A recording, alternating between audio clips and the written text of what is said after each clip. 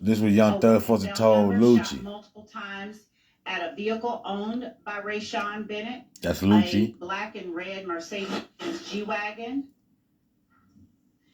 At the time was being driven by a Milton Howard Jr.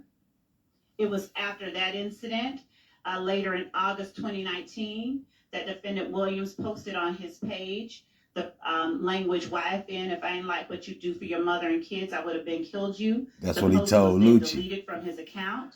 Then he deleted it from his account. Through text messages of a co-conspirator, Marquavius Huey, there was communication between Mr. Huey and Mr. Williams, both in January and in September of 2020.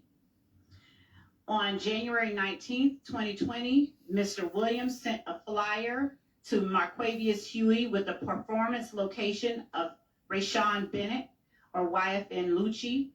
And when he sent that, he sent it with the message, "Handle that tonight, SLAT, SLATT." Mr. Huey responded, SLAT, SLATT. On September 2nd, 2020, Mr. Huey sent a flyer to Mr. Williams with another performance location of YFN Lucci, and Mr. Williams responded, Slatty, that is SLATT. That's Mr. Williams right there, Young Thug. And stay very low. Mr. Huey responded, Slat, and for show, FASHO, I've been out the way, and appreciate you for everything, my brother. Never about money with me. I'm built on loyalty. Mr. Williams responded, Slat, handle that. I got you. Through text messages and on a separate occasion, Mr. Huey said and conveyed to Mr. Williams that he would sit down for any one of them. And I believe that to be a reference of going to jail. When Mr. Bennett was not killed in 2022, Jaden Myrick sought permission from defendant Williams to stab Mr. Bennett while Mr. Bennett resided with Mr. Myrick at the jail. Mr. Myrick reached out to co-indictee Khalif Adams, who reached out to co-indictee Demikion Garlington to get permission from Mr. Williams. Demikion Garlington was also involved in the back and forth shootings back in 2015. On February 9th, 2022, Rayshawn Bennett was stabbed by Jaden Myrick at the Fulton County Jail. And after that stabbing, Mr. Myrick reached out multiple times to Mr. Adams for some type of compensation for the stabbing. Mr. Adams reached out to Mr. Garlington about the payment for the completion. On February the 22nd, 2022, YSL co-conspirator and co-indictee Christian Eppinger called YSL co-conspirator Antonio Sumlin to get permission to finish what Mr. Myrick could not complete, that is the killing of Mr. Bennett. Mr. Eppinger asked for payment for a lawyer. However, these calls were intercepted and Mr. Bennett was relocated. In March 2022, information about the stabbing made the news, and shortly thereafter, a series of violent offenses occurred. On March 11, 2022, YSL associates Christian McMiller and Darius Ford were gunned down. Mr. McMiller is a childhood friend of Mr. Williams. Mr. Ford was also a friend of Mr. Williams. On March 12th, the day after, there was a shootout near the Cleveland Avenue area. A shooting by a YSL associate, Stephen Harris, in YFN territory occurred, and a YFN member was shot in the head. March 11th through March 14th, there were a number of social media posts going back and forth between members of YSL and YFN. One of them was a post by Shannon Stillwells. We ain't the only ones who ain't gonna be crying, that's going to be crying. After a posting was made by Mr. Watts picturing him, Mr. Shamel Drinks, and Mr. Jasper Walters,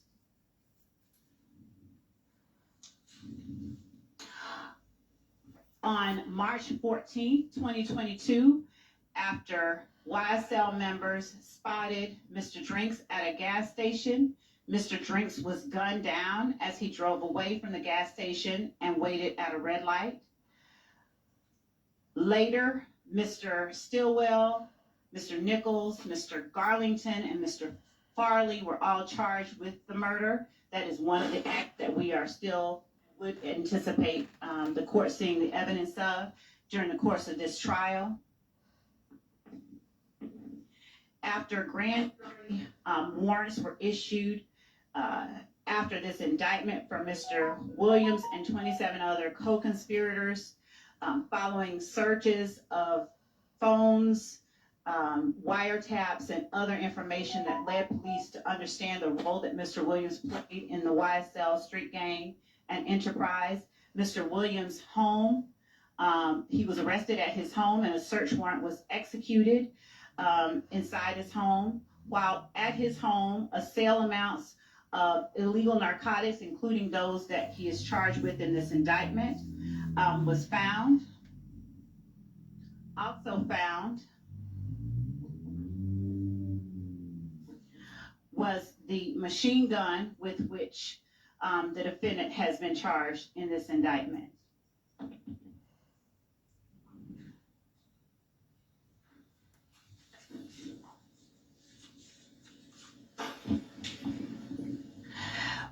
The gun had a switch. The narcotics included marijuana, codeine, and cocaine. And inside the home were also other guns besides the gun with the switch. The items were seized, and again, Mr. Williams was subsequently arrested, along with other YSL members at Mr. Williams' home. Your Honor, that is the evidence that I believe has been shown throughout the course of this trial and that the state would continue to show. There are several messages between Mr. Huey and Mr. Williams inside the cell phone one of the cell phones that were recovered from Mr. Huey. Besides the messages about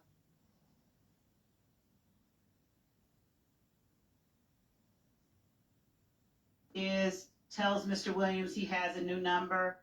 Mr. Huey asks Mr. Williams, hey, my brother, I'm fucked up. You ain't got nobody I can pull up on and have something in my pocket. Mr. Williams responds, slat. Let me call BEO. Mr. Huey responding, slat, I need you, my brother. Mr. Huey saying, asking whether or not a lawyer was going to go and talk to another YSL associate, asking Mr. Williams to send him some money to pay his lawyer off. Mr. Williams asking Mr. Huey, who had been accused of armed robbery, what did he want? Mr. Huey responded with a number. Mr. Williams responded, slat. After Mr. Williams stole a star ring from one of the victims in the indictment, he asked Mr. Williams, do you have a star ring? Mr. Williams said, yes. Mr. Huey said, slat, you can't cash out me $500 so I can make a payment to my lawyer. Mr. Williams responded, slat. Mr. Huey sent him his phone number. Mr. Williams assured him through his responses, slat, that he would take care of them. Throughout Mr. Huey's phone, you see messages of this nature between Mr. Huey and Mr. Williams. The court, again, will hear that as this trial continues. The recommendation that the state previously made prior to us reaching this point was made with the hope that Mr. Williams would agree to certain special conditions of probation that we asked him to adhere to, and that he would take ownership and responsibility for being the leader of YSL. Given that those negotiations have broken down, we are asking that the court sentence Mr. Williams as we have asked earlier. And prior to the court imposing a sentence, we would ask that Ms. Shawana Edmonds, who is the mother of Mr. Thomas, be allowed an opportunity to make an impact statement. And that is all that we have, unless the court has questions. Okay, well, given that Mr. Williams is not charged with the murder of Mr. Thomas, I don't think that that is applicable here. I checked on that, Your Honor, with respect to count one. As a co-conspirator, Mr. Williams is responsible for all of the acts of the other co-conspirators, the overt acts. The overt act of the murder of Donovan Thomas is one of those acts. I know, and this trial is not complete, and so y'all have not yet proven that.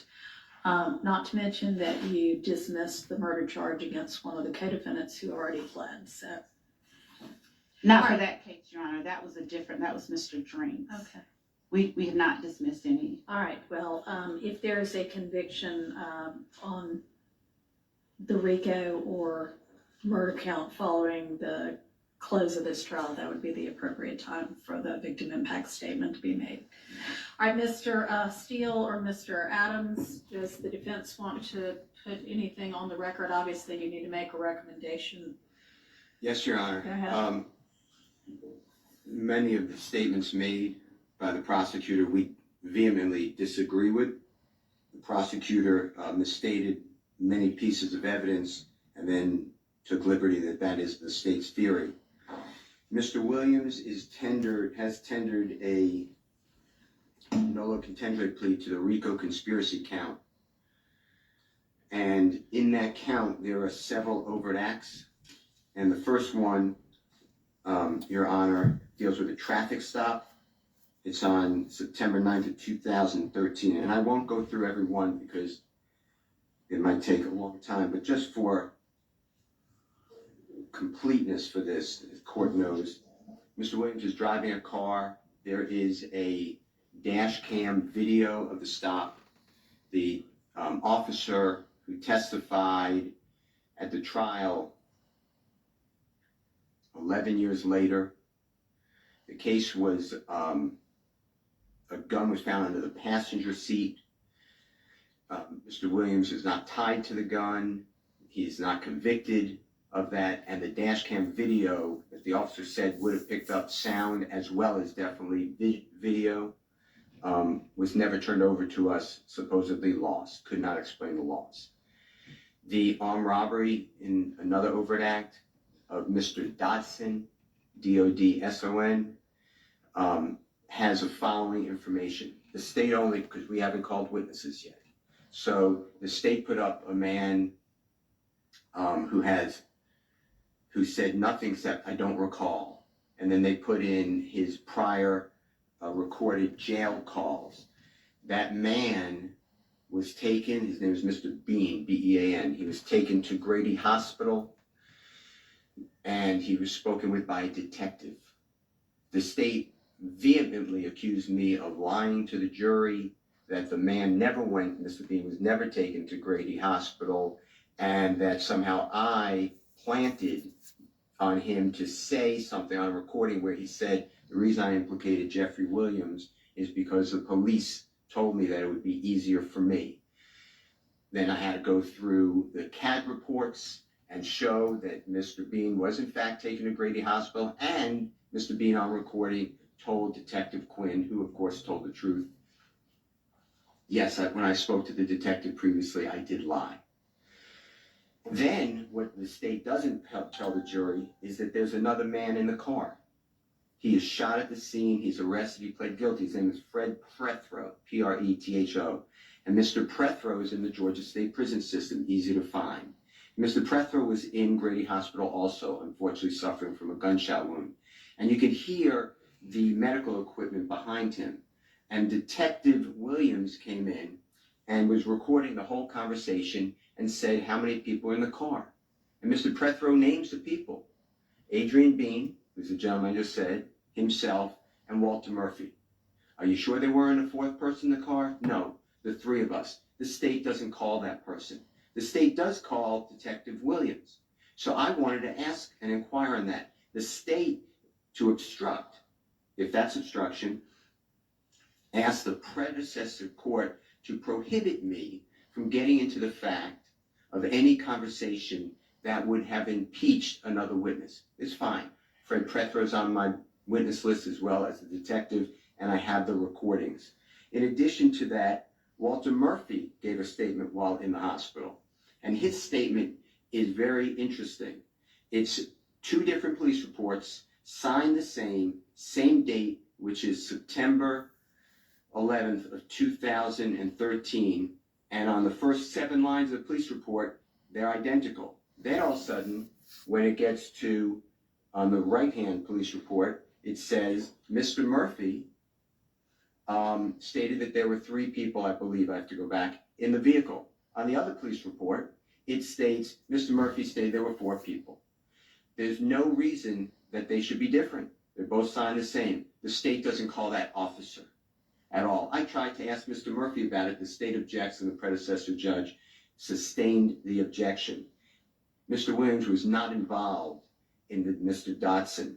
Miss Bennett, that was Mother's Day, May 12, 2013. She reports allegedly an armed robbery. The detective who testified here and investigated it stated he never took out arrest warrants for Mr. Williams. And he wrote in his police report, Miss Bennett is not truthful. That is the case that the state is talking about. The state then, there was Brady evidence that they don't turn over, and we find out about it in court after they arrest Miss Bennett because they say she's not cooperating, and it comes out that she told the prosecution over and over again that this did not happen the way that she reported it,